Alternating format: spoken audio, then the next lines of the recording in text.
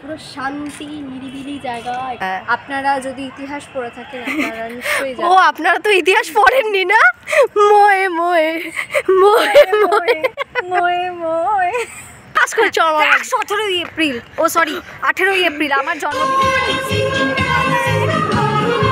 Damn, I really love.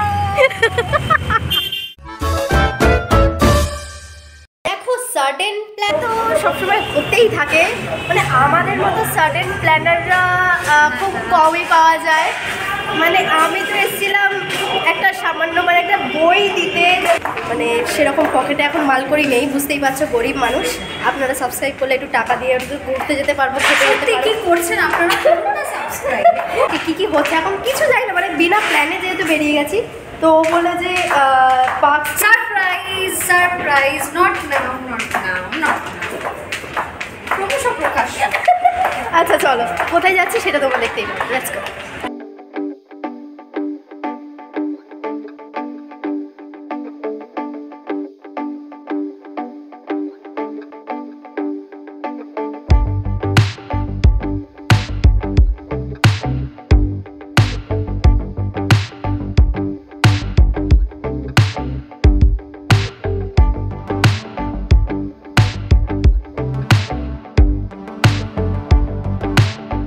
বিদেশে হাঁটছি যেন। I really love. দেখো এখানে পুরো লাইট, আমরা এখনো মানে সন্ধ্যে যেহেতু এখনো হয়নি তাই লাইটগুলো এখনো বোঝা যাচ্ছে না। Belated merry Christmas to all of you, যেহেতু এটা ক্রিসমাসে পরেই যাচ্ছে। সি এই গাড়িটা তোর, ওই গাড়িটা আমার হবে। আচ্ছা আচ্ছা আচ্ছা আচ্ছা ওকে।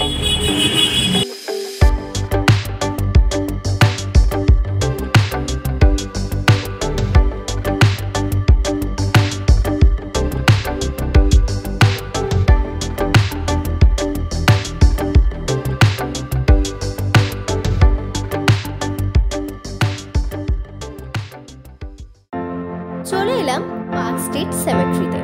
আমার মনে হয় ঘরে বসে বোর হওয়ার থেকে টুকটাক এরকম বিনা প্ল্যানে বেরিয়ে যাওয়া ঢের ভালো। আমাদের বেরোনো শুধু একটা ছুতো দরকার, তারপরেই তো কেল্লা ফতে। বেরিয়েছিলাম যদিও দরকারে, তারপরেই ও বলল তুই যে জায়গায় যাসনি সেই জায়গায় আজকে তোকে নিয়ে যাব, চল।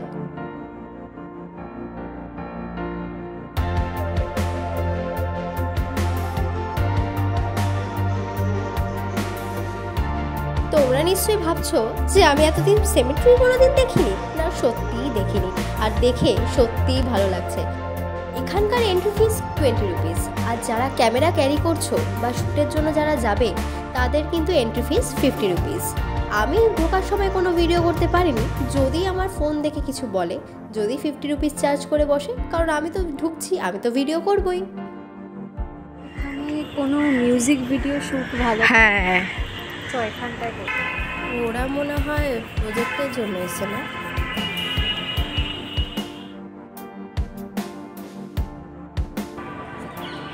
কি দারুণ জায়গা না, Absolutely. ভালো লাগছে, মানে পুরো শান্তি নিরিবিলি জায়গা। এখানে দেখো সব চারিদিকে শুধু কবরস্থান। দেখো আমি এখানে চুল খুলে ঘুরে বেড়াচ্ছি, ভয়েতে কি ধরবে না তোমাকে? চুলটা বেঁধে নে, হ্যাঁ চুলটা বেঁধে নে। চুলটা বেঁধে নেবো? হ্যাঁ বেঁধে নে, দেখো এখানে অনেক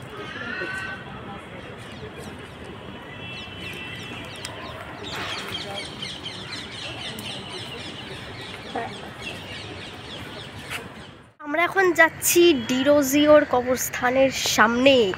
ডিরোজিও অনেকটা আমার মতো না, আমারই কবরস্থান, মানে আমি আগের জন্মে ডিরোজিও ছিলাম। কি ধরনের ফালতু কথা বললি তুই একটা? ডিরোজিও মানে তোর কবরস্থান, ঠাস করে চল। 17ই এপ্রিল, ও সরি 18ই এপ্রিল আমার জন্মদিনের পরের দিন। কি ছিল? এই যে Henry Louis Vivian Derozio, born Henry Louis Vivian Derozio, born আমার জন্মদিনের পরের দিন, 17th April born, 18th April born. Okay একটা স্যালুট করলাম। ইনফরমেশন দেওয়ার জন্য বলে দিই, নয়তো লোকে ভাবে আমরা ভীষণ অশিক্ষিত। হ্যাঁ। ডিরোজিও ছিলেন তরুণ রেনেসা যেমন ছাত্র দলের মধ্যে জাগিয়েছিলেন, তার মধ্যে ইনি ছিলেন অন্যতম। হ্যাঁ। আপনারা যদি ইতিহাস পড়ে থাকেন আপনারা নিশ্চয়ই ও আপনারা তো ইতিহাস পড়েননি না? মোয়ে মোয়ে মোয়ে মোয়ে মোয়ে মোয়ে।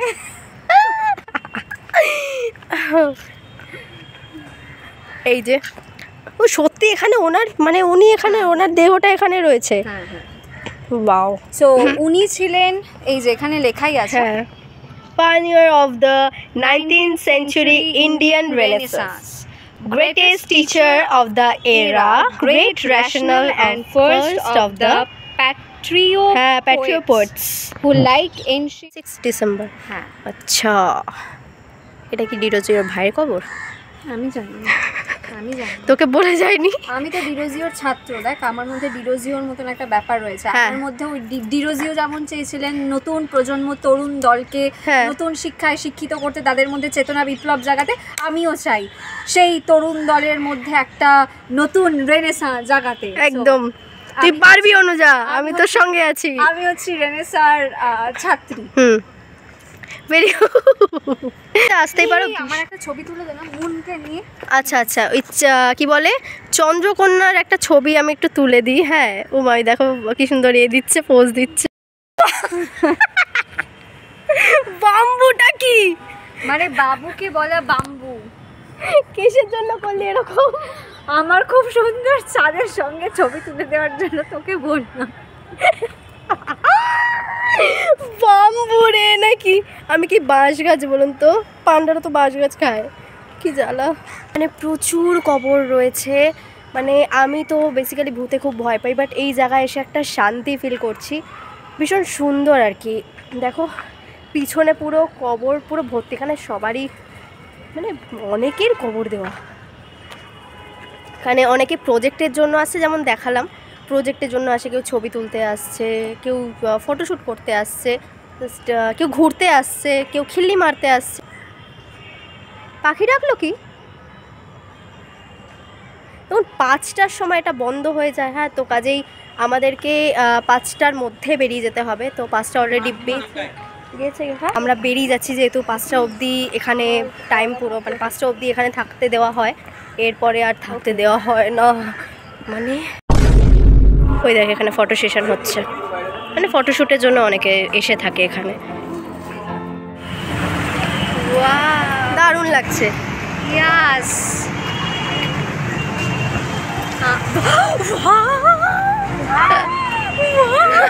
কি হচ্ছে, কি সুন্দর।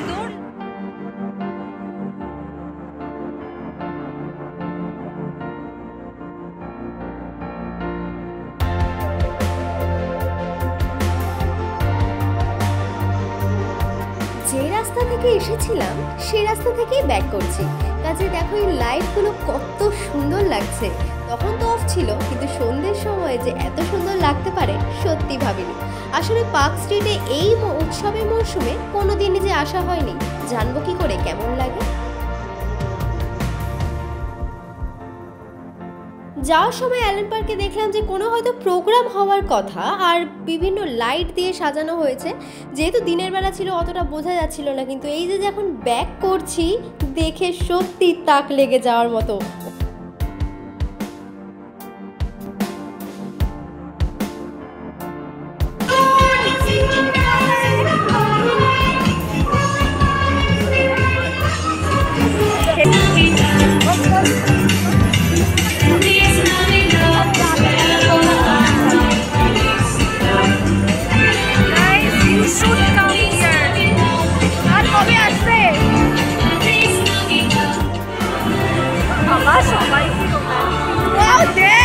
যাওয়ার সময় কোনো প্রবলেম হয়নি, কিন্তু ফেরার সময় প্রবলেম হচ্ছে, কারণ এত লোকের ভিড় দেখে আমরা রাস্তাটাই গুলিয়ে ফেলেছি যে কোন দিক থেকে আমরা এসেছিলাম অ্যাকচুয়ালি।